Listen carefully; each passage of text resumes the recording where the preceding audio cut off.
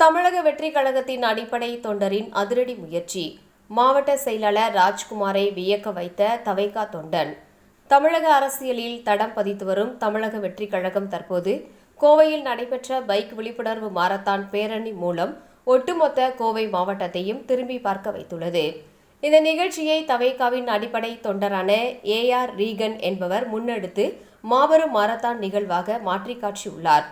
கோயம்புத்தூரில் மகளிர் தினத்தை முன்னிட்டு மகளிர் பாதுகாப்பு, புற்றுநோய் விழிப்புணர்வு மற்றும் போதைப் பொருள் எதிர்ப்பு குறித்த விழிப்புணர்வு ஏற்படுத்தும் நோக்கில் இந்த சிறப்பு மோட்டார் சைக்கிளிங் விழிப்புணர்வு ராலி நடைபெற்றது.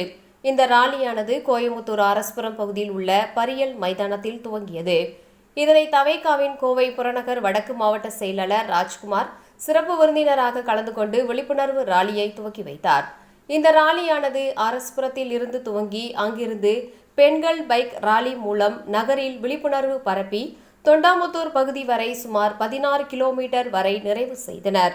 இந்த நிகழ்வின் மூலம் பெண்கள் பாதுகாப்பு முன்னேற்றம் மற்றும் புற்றுநோய் விழிப்புணர்வு ஆரம்ப கட்ட கண்டறிதல் மற்றும் போதைக்கு எதிராக என்ற செய்தியை பொதுமக்களுக்கு கொண்டு சென்றனர். இந்த விழிப்புணர்வு ராலியில் பல பெண்கள் பைக் ரைடர்கள் பங்கேற்றனர். சமூக நலன் கருதி நடத்தப்படும் இந்த நிகழ்வு மக்களிடையே நல்ல வரவேற்பை பெற்றது.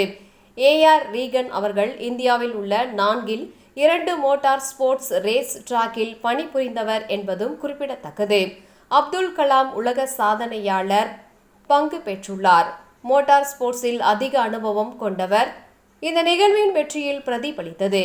வழக்கமான அரசியல் ஊர்வலமாக இல்லாமல் சர்வதேச தரத்திலான பாதுகாப்பு வழிமுறைகள் மற்றும் ஒழுக்கத்துடன் இந்த பேரணி நடைபெற்றது.